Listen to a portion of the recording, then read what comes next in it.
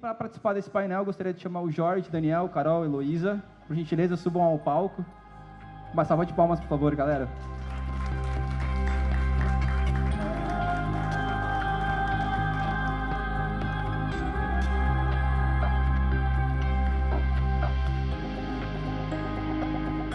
Boa, boa. Sejam bem-vindos. Bom, nesse painel aqui eu estava pensando como é que a gente ia dividir e trazer informações que façam sentido para vocês em tão pouco tempo, né? Estava até brincando com a Gil, falei, Gil, pelo amor de Deus, só 30 minutos, me ajuda aí, dá um pouquinho mais, que acho que tem bastante assunto, 4 pessoas. E antes de cada um se apresentar, eu queria falar um pouco por que eu dividi dessa forma. Tá? E aí, na apresentação deles, isso vai ficar cada vez mais claro. A gente tem aqui um perfil, vamos colocar assim, de uma startup muito bem sucedida na visão do Jorge, que é a Brasil Bitcoin, uma empresa que já tem aí alguns anos, 6, 7 anos, se eu não me engano. Então, assim, tem bastante história para contar. Então, a gente vai ter esse olhar de alguém que construiu um modelo de negócio que desbravou, né? 6, 7 anos atrás, falar de exchange era algo extremamente novo.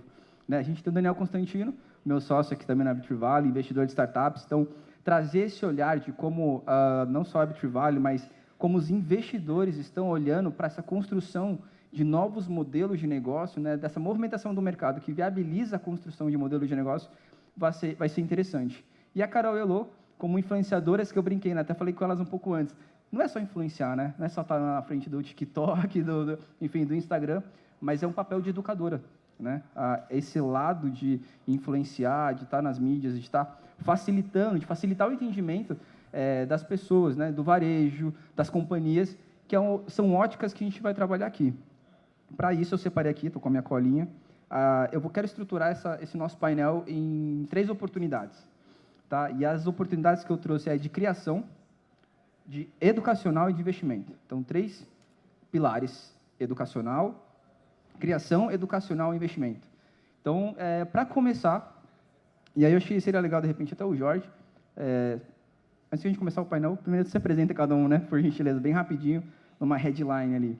Não, legal, boa tarde a todo mundo, obrigado, Guto, aí pela introdução. Sou o Jorge, atualmente sou sócio e CEO da Brasil Bitcoin, né, a corretora, uma das empresas que está ajudando a organização aqui do evento. De forma bem resumida, acho que é isso, né? Boa. Dani? Boa tarde, galera. Sou Daniel Constantino. Alguns me chamam de Consta, normal.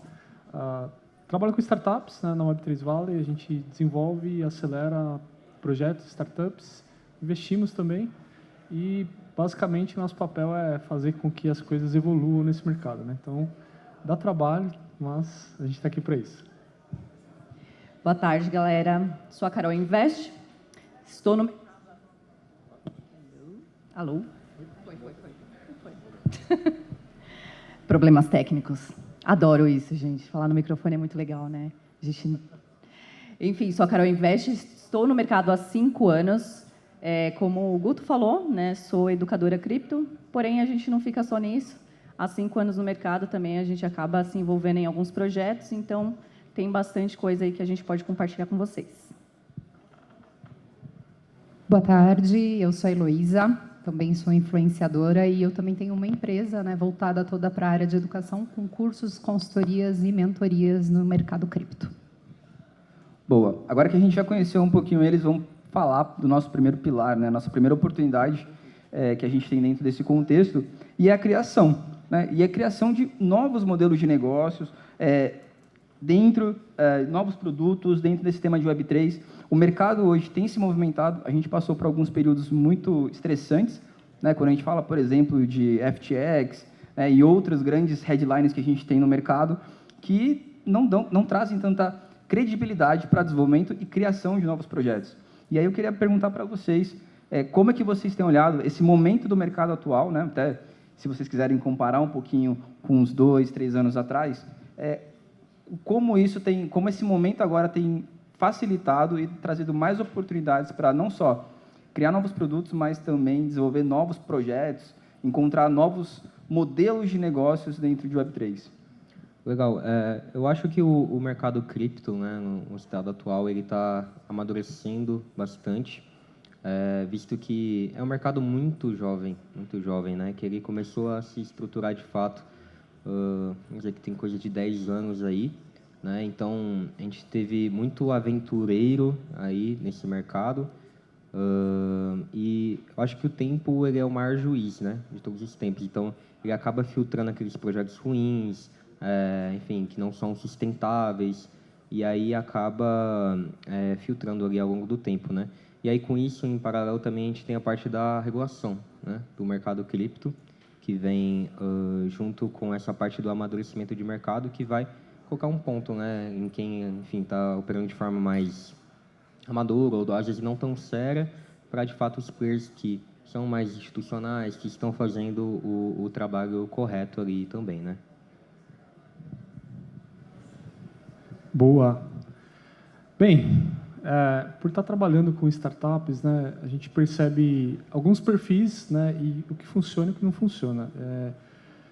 Primeiro, eu tenho uma premissa que às vezes é verdadeira, às vezes não, mas eu ainda acredito que pouca coisa se cria e muito se copia, muito se melhora, muito se vai para uma atualização, né? Então, quando a gente fala de Web3, de cripto, de blockchain, a gente tem uma nova infraestrutura que, se a gente olhar nessa ótica de infraestrutura, infraestrutura para quê? Para a internet. Logo, pressupõe-se que aplicações que rodam na internet, como a gente conhece, Facebook, qualquer outra solução, de alguma forma podem ser alocadas numa nova infraestrutura, né? E aí o que vai impactar em termos de modelo de negócio, em termos de onboarding de usuários, de pessoas, né, nessas soluções? E aí qual que é o nosso papel como ecossistema, né? É justamente trazer maturidade para os negócios, para os empreendedores, para o regulador, para entender a infraestrutura e para tirar o viés apaixonado da coisa, né? Muita gente tratando a infraestrutura, a tecnologia em si como solução, quando na verdade não é. É só uma infraestrutura, a solução que vai vir a partir daí com a aplicação, né? E nesse viés de amadurecer, focar em resolução de problemas reais, né? Então, aí nessa ótica, às vezes a gente vai olhar em mercados mais avançados e literalmente copiar, né? Ver, poxa, não, como que eu tropicalizo isso? É uma coisa que eu acredito que funcione bastante. Focar em olhar, né, ao nosso redor no que a tecnologia pode, que tipo de aplicação que você pode trazer que vai melhorar efetivamente, né? Então, não só olhando no viés apaixonado, DGEM, mas o viés assim, de solução de problemas, né? Quer completar?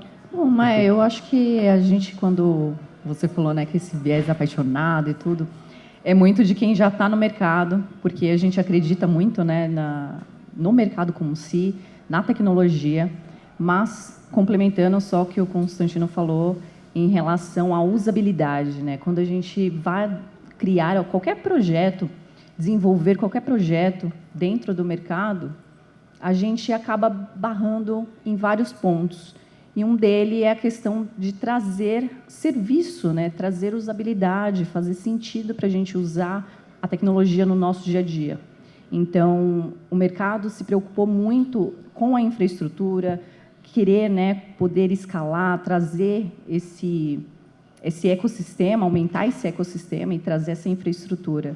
Só que agora a gente está num outro cenário, né? A gente já está num mercado mais regulado, a gente já está, enfim, com ETFs, né, de criptomoedas aí já no mercado e tudo mais. Então, é um outro cenário. Hoje, a gente pensar em trazer usabilidade e trazer como que a gente consegue fazer com que tudo isso a gente possa usar, né, sei lá, a gente saia aqui do evento e possa pagar em criptomoedas, possa usar blockchain sem saber que a gente está usando blockchain. Isso está acontecendo, só que precisa trazer mais isso, né, trazer mais usabilidade.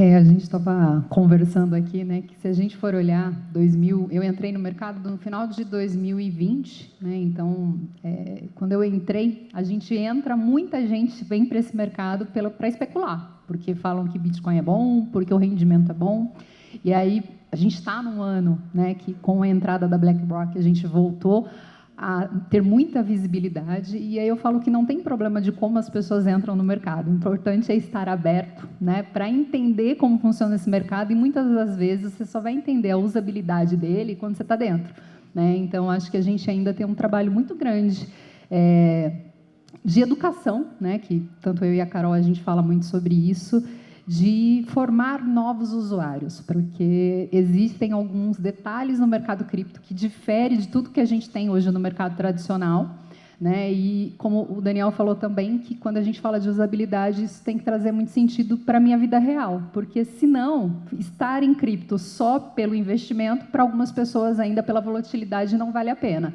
Então, acho que a gente ainda tem muita oportunidade. Não, perfeito. Essa oportunidade mesmo que a gente tem que começar a explorar no mercado, né? Tem uma pesquisa bem antiga que a gente sempre discute lá na Web3, e a gente usa até para validar para os investidores que existe uma crescente de mercado, que tem um fundo de investimento, né, chamado Andreessen Horowitz, bem famoso no mundo de investimentos até tradicionais de startup, que está muito forte também no Web3, que, para resumir muito o estudo, ele mostra que a crescente do Bitcoin, né, quanto mais ele cresce, quanto ele mais se movimenta, mais projetos em Web3, e aí não necessariamente ligados a DeFi, mas de um modo geral, acontece, né? Então, trazer um mercado mais pujante, né? A gente ter uma BlackRock apostando mais em ETFs, por exemplo, que envolvem, né, blockchain, isso mostra que o mercado começa a ficar mais propenso para a criação de novos modelos de negócio. Com base nisso, a gente entra num segundo ponto, né, que é o nosso segundo pilar de discussão aqui, que é o educacional. Não adianta a gente criar produtos, startups. Pô, a minha startup faz tokenização. Aí você chega...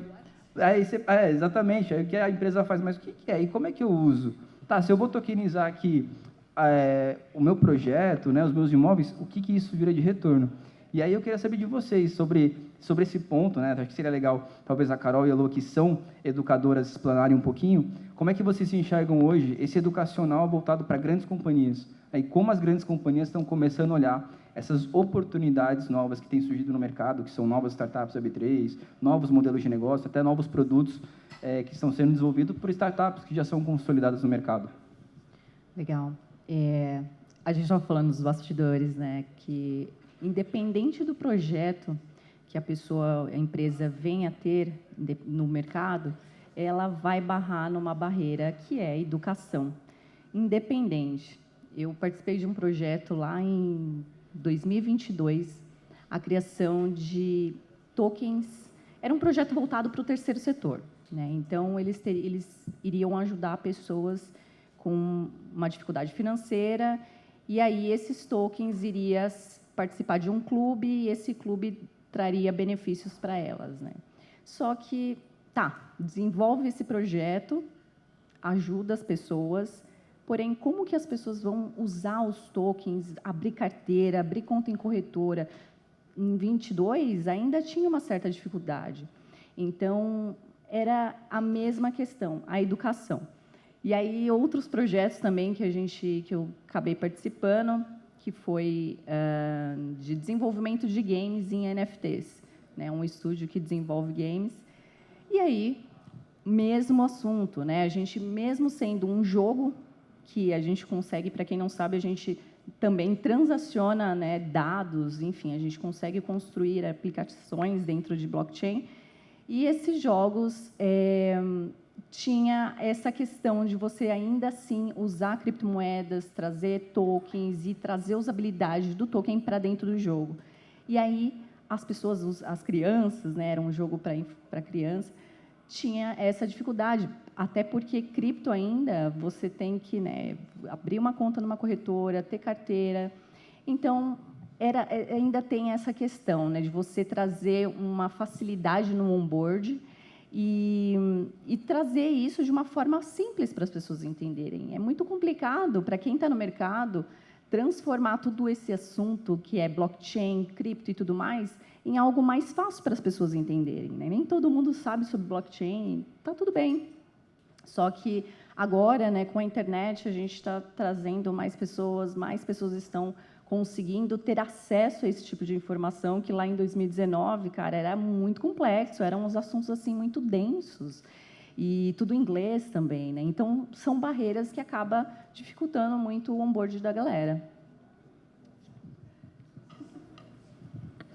Quando a gente fala de pensar no futuro, e a Carol falou muito bem sobre a educação e onde esbarra muito relacionado a isso, e acho que a Carol colocou muito, porque na minha realidade, hoje que a gente está formando pessoas para entrarem nesse mercado, a gente vê de dúvidas mínimas, né, que assim, é comprar numa exchange e saber levar o meu criptoativo para uma carteira, e aí a gente fala para as pessoas, presta atenção no que você está fazendo, não tem para quem ligar, não tem 0,800 satoshi se eu transferir errado, né?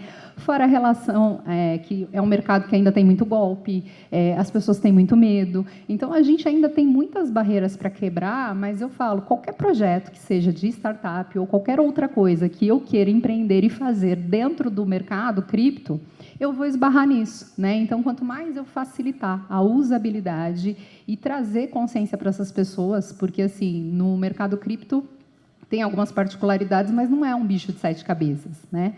Só que a gente está num país que a gente ainda vê muito as pessoas com esse preconceito, com medo, não tem educação financeira, as pessoas não têm essa visão de pensar a longo prazo, elas querem ganhar dinheiro muito rápido, né? Porque o mercado cripto também tem essa história de, não, comprou uma gema, você vai ficar milionário, né? E acontece, a gente que está dentro desse mercado, a gente vê isso acontecendo, mas é raro, não é com todo mundo, né? E aí, quando a gente fala de pensar a longo prazo, de você ter o Bitcoin como uma reserva de valor, para que você pense na sua aposentadoria, é muito distante, porque a pessoa quer aquilo para agora. Então, tem todo esse trabalho para fazer. Então, você pode ter uma excelente solução, que às vezes eu estou até usando e nem sei que vem ali da blockchain, mas se a gente não usar isso, né, como uma forma de formar pessoas e trazer para elas o conhecimento e essa liberdade que a gente pode ter em relação ao mercado cripto, inclusive para empreender, né, porque eu falo, é um mercado que hoje, quem chega, e ainda há tempo, porque a gente está só no começo, né, bebe água limpa quem chega primeiro. Então, assim, tem tanta oportunidade, mas aí para as pessoas é tão longe da realidade, então eu acho que é desmistificar.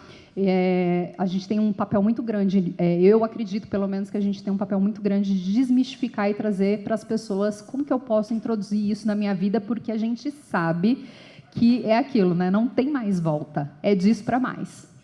Legal. E no ponto de vista, por exemplo, Daniel, que lida muito hoje com... A gente lá na Web3 Valley, a gente tem um lado corporativo muito forte, né? A gente tem desenvolvido alguns programas para falar diretamente com companhias, até para aproximar iniciativas que estão em desenvolvimento dessas empresas grandes, né, que muitas vezes ajudam até no financiamento e alavancagem desses projetos, né? Como é que você tem visto esse lado educacional, porém voltado para o B2B, né, para as grandes companhias? Legal.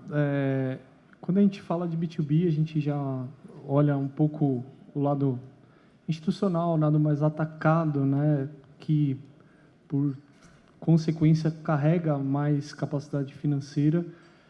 E à medida que o institucional entende um pouco mais, né, uma coisa, bem, você sabe disso, mas uma coisa interessante, né, a gente conversa com muito venture capital, e por incrível que pareça, aqui no Brasil, muitos analistas de VC que você vai conversar não têm muita percepção, assim, não profundamente, até para analisar um projeto, para entender o quanto aquele projeto para de pé. Eu tenho uma opinião, assim, não só opinião, acho que faz parte até da nossa visão. O Brasil, a gente está globalmente falando, num país emergente, né? Eterno emergente, mas enfim, a gente vai chegar lá. Estamos trabalhando para isso, né, Jorge? Mas isso já indica um gap, né, em serviços estruturais, especialmente educação, né? Não vou nem entrar em pauta política. Se a gente for olhar, por exemplo, o percentual de população que fala inglês, tem pesquisa aí que fala que está em 5% a 7%, o que já indica que a gente vai ficar para trás em entendimento das coisas que globalmente está ocorrendo, né? Então, Isso traz para mim uma certeza de que, se você está com dúvida do que você vai fazer nesse mercado de criptoativo, comece educando. É um modelo de negócio que não tem erro. Não tem erro. Eu tive recentemente num evento que o Guto, que é o Digital Assets do Banco Itaú, ele comentou, a gente teve que montar um núcleo educacional aqui dentro, tanto para educar internamente quanto para educar o cliente, né? Então, educação, assim, é uma forma inteligente, eficaz e econômica até para a empresa, né? Porque, por um lado, você está educando o seu cliente, por outro lado, você pode ter isso como modelo de negócio também como produto, né? Não só como uma estratégia de onboarding. E melhorar, então, o resultado global, né? Ter um LTV que começa pelo educacional, e aí, então, o resultado efetivo disso é muito maior, né? Porque aí você tem pessoas mais conscientes, desde a camada executiva de uma empresa, né, que está ali olhando, poxa, tokenização, cripto, o que é isso, como que a gente interage com esse mundo, até produtos, né, de varejo aí que vai entrar na boca do povo, né, que vai estar no dia a dia ali. Então, acho que não só é essencial, como é muito estratégico isso, né? Então, para mim, resumindo, a educação, todo o negócio da startup tem que pensar nisso. Como que eu vou educar? Às vezes, até melhor ter isso como produto também e ser feliz. Ô, Guto, só dar uma licença, Claro. Eu vou dar um exemplo prático. Eu participei de um painel no ano passado com o pessoal da Campari. Ela era... Campari destilado? Campari, bebidinha, vermelhinha. Né? Vermelho. E ela, do marketing, ela falou assim, olha, Carol, estamos já na 4ª coleção de NFTs. E essa coleção que eles estavam lançando é para os baristas, né? As pessoas que fazem o drink. Por quê? Justamente, primeiro, pela educação, para entender o que é NFT, o que é blockchain, Porque quando a gente fala de cripto, quando a gente fala de blockchain, a gente não fala só no viés de investimento. As pessoas sempre ficam ligadas a investimentos. Então, tudo bem, né? Eu acho que todo mundo quer ganhar dinheiro. Mas não é só sobre isso.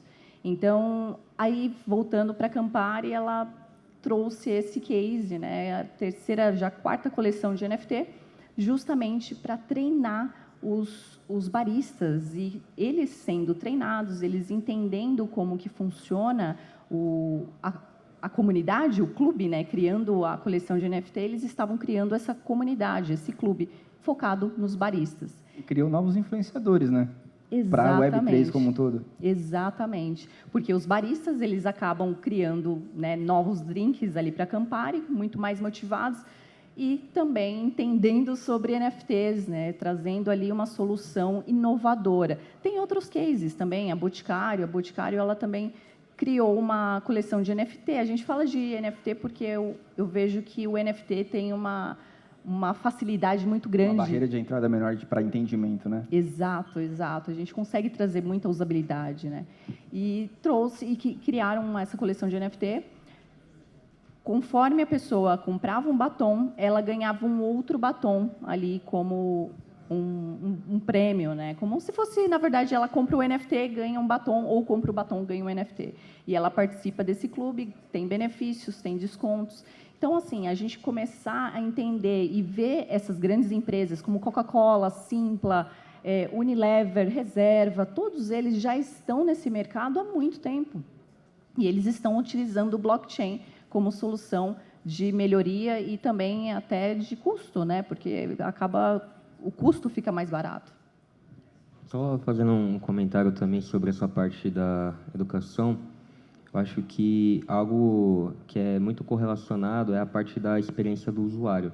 Eu acho que muitas empresas, e vou dar um exemplo aqui, por exemplo, se você já teve conta na maior corretora do mundo, e tem os méritos dela para ser a maior, aquela amarela A Brasil lá, Bitcoin? em breve. Mas você sabe que você entra lá e você tem o seu saldo em reais em spot, futuro, não sei o quê, aí você tem o saldo em um, aí você quer sacar, você tem que transferir de um para outro e tal. Então, é uma barreira de fricção muito grande, que às vezes o player ele não está preocupado, né, em como o usuário vai utilizar aquilo. Então, ele às vezes só pensa, eu tenho que entregar essa solução, mas não como ela deve se comportar, ou como o cliente vai se comportar ela. Então, acho que isso é uma coisa que é a responsabilidade de todos os players, né, também, parte da experiência. E só para complementar o que você falou, uma coisa que me chama a atenção, porque, né, a gente educa e é desde o primeiro momento abrir uma conta e comprar um ativo, é não saber fazer o par e, assim, um monte de gente aí não ativa a conta porque não consegue nem fazer um Pix para a corretora para poder comprar um criptoativo, entendeu? Então, se não consegue fazer o Pix, imagina mexer dentro do app, né? É bizarro. Né? Muito bom. Indo para o nosso terceiro e último pilar aqui da nossa conversa, a gente já falou hoje sobre a criação, oportunidades que o mercado tem trazido para criar novos produtos, novos modelos de negócio. A gente falou sobre o educacional, como isso é importante, não só para o varejo, mas para as grandes companhias e também para pessoas que estão ali desenvolvendo junto com a gente, né? Então, isso facilita muito. Agora, a gente começa a entrar na parte de investimento. E aqui eu vou trazer um investimento um pouco, talvez, diferente do que geralmente a gente está acostumado a falar, que é qual a próxima moeda que vai dar certo, qual o próximo trade que pode funcionar, qual pool eu construo aqui que vai me dar um melhor retorno. Mas o investimento no mercado em si, né? A gente vê hoje alguns perfis de projetos, de startups crescendo muito, né? Tendo maior visibilidade para grandes fundos de investimento, e eu queria trazer esse comentário aqui para o nosso painel, para a nossa mesa, e aproveitando essas três óticas aqui, da parte educacional, quais os setores que vocês têm observado que está em mais desenvolvimento. Já vou fazer todas as perguntas de uma vez só para facilitar. Dani, acho que no seu ponto como investidor, como aceleradora, inclusive até aproveitando para falar sobre a nossa passagem, né? Inclusive, a gente estava junto lá em Singapura, no Token 2049, que a gente falou com muitos investidores. Como que você analisa hoje um projeto, ou como você tem visto os investidores analisando o projeto de startups, né? E Jorge também, né? Que aqui a gente tem outro tipo de investimento que eu sei que a B8 tem feito, né? Que não é literalmente no capital, mas construindo novos projetos, né? A B8 Safe é um case, por exemplo, que vocês fizeram dentro de casa. Isso acaba sendo ali o que a gente chama de buildagem, né? Então, aquela construção indoor. Então, eu queria ver um pouco desse perfil quando a gente fala de investimento. Quais setores vocês têm visto disparar no mercado, o olhar do investidor e isso feito dentro de casa? Legal. Quando a gente fala de investimento em projeto, né, eu acho que passa por etapas, né? Quando a gente está na etapa projetos começando, early stage, o investimento costuma ser menor e o critério, às vezes, você tem que ser um pouco mais aberto ali para experimentação mesmo, para a coisa acontecer, né? Mas, em geral, né, falando, por exemplo, aqui do cenário brasileiro, né, a gente percebe, né, até nessa vinda de Singapura, eu saí de lá com essa percepção, né, de que projetos que conversem mais com a economia real, falando de Brasil, para a gente ter uma população enorme, tem uma estatística aí que diz que a gente tem mais de 26 milhões de pessoas que interagiram com cripto. Tudo bem que um roxinho aí ajudou um pouco com esse número, né, com uma cripto lá, enfim. Assim eles chamam, né? Mas tá vendo? Até perdi no raciocínio, fui zoar. Mas, enfim, a gente tem uma população enorme e ao mesmo ponto que a gente tem essa questão de uma população talvez não tão educada para lidar com o que é muito novo. Então, eu acho que o que a gente tem olhado muito são projetos que conversem um pouco mais com a economia real, que, consequentemente, a regulação já tem pensado um pouco mais, já tem um aparato melhor, né, em relação a isso. Então, teses de RWA, né, tokenização de ativos reais, é uma coisa que fica muito mais simples de explicar, né? Mas eu tenho um ativo, que isso é um colateral que vai funcionar. Então, para a nossa região, eu acredito que seja mais funcional até para investidor, né? A gente tem feito um trabalho de educar também investidores de Venture Capital para teses de Web3, e quando a gente entra no ápice do descentralizado lá, começa a dar nó, né? Então, acho que são dois cenários, acho que a gente está caminhando, à medida que os ativos reais ali, o que é mais próximo da economia real, vai entrando na cabeça das pessoas, o mais avançado vai ser a consequência, né? Mas muita coisa macro também tem influenciado, né? A própria questão dos ETFs aí, para mim, foi sensacional e deu uma boa alavancada aí no mercado como um todo. É muito legal. E até lembro que na nossa conversa lá no Token, a gente conseguia ver que o Brasil tem um grande potencial de desenvolvimento, mas ainda não tem um olhar forte dos investidores, né? Então, acho que esse trabalhar que a gente tem feito, eventos como esse, que trazem perspectivas com grandes nomes, grandes empresas, fazem toda a diferença. Mas quem que é o próximo que quer puxar? Bom, o que o Guto estava comentando sobre essa questão de justamente a gente investir bastante na parte da infraestrutura, e eu não falo isso da boca para fora. A gente tem 2 exemplos aqui, né, fora a própria Brasil Bitcoin, que é a B8 Safe, que é uma solução, é uma outra empresa, na verdade, do nosso grupo, que é voltada justamente para tirar essa fricção em onboarding e KYC. Então, eu tenho certeza que todo mundo também já, às vezes, criou uma conta num banco, ou seja, uma corretora, enfim, qualquer coisa, que precisava fazer um processo de onboarding e era um processo extremamente complexo ou que demorasse, né, muito tempo para ser processado. E também a TCR, que ela utiliza da nossa infraestrutura, né, da nossa API de negociação de pagamentos e conversões, né, tanto de reais quanto de criptomoedas, para uma solução específica voltada mais para a logística, né? Então, a gente acaba descentralizando e fazendo com que o grupo se torne um organismo vivo. Então, a gente não fica 100% dependente, por exemplo, numa próxima alta de criptomoeda, porque a gente está tentando se consolidar cada vez mais em negócios que têm fundamentos e soluções reais de fato, né? Então, entra até um pouco naquele tema de, por exemplo, minha empresa tokeniza ativos, mas ele tokeniza só por tokenizar, tipo, é algo que traz uma solução de fato. Então, eu acho que essa parte dos casos reais e soluções reais é algo muito importante, né, que se deve focar ali, né? E o que acaba sendo muito interessante, né, porque o mercado mais ativo, né, como a gente falou no começo, com mais possibilidades de criação, com BlackRock vindo forte, também possibilita, né, que a Brasil construa novos produtos, né? E o mercado é muito dinâmico, né? Então, só compartilhando um dado, até 2 anos atrás, mais de 90% do nosso volume era Bitcoin. Hoje, mais de 90% é USDT, é Tether. Então, a aplicação é totalmente diferente. E quando a gente pega hoje o público da Brasil Bitcoin, você tem o usuário que investe em Bitcoin, ele é diferente do usuário que investe em USDT para se dolarizar, que é diferente do usuário que está comprando USDT só para fazer, por exemplo, um pagamento, né? E um usuário também que está comprando a memecoin que ele acha que vai valorizar 10.000% na próxima onda. Então, tem vários casos aí, né, de uso. Legal. E no ponto de vocês, o que vocês têm visto no mercado como educadora, novos projetos surgindo, o que vocês têm visto como destaque para a gente olhar, sei lá, 2, 3 nichos? A geminha do momento, né? Não, pode ser mais voltado ali, né, no setor macro de Olha, startups. Eu acho que assim, o mercado de cripto, no geral, é feito de narrativas, né? Aonde a atenção está. Só que como a gente já está num outro cenário, enfim, já está em outro momento, como os meninos estavam falando, né? A regulamentação, estamos com o mercado já mais regulado, então o B2B ele tem a possibilidade de investir melhor e mais, né, com essa segurança. E eu, né, como Carol Invest, tenho alguns pontos aí que eu gosto muito. Primeiro, que a infraestrutura, não tem como não falar de infraestrutura. Se a gente quer um mercado que tenha adoção em massa, que a gente, enfim, cresça cada vez mais, a gente precisa olhar para esse setor. Então, infraestrutura é um projeto que a gente sempre visa a longo prazo, porque é um projeto que tem fundamentos e sabe que ele vai dar continuidade no mercado.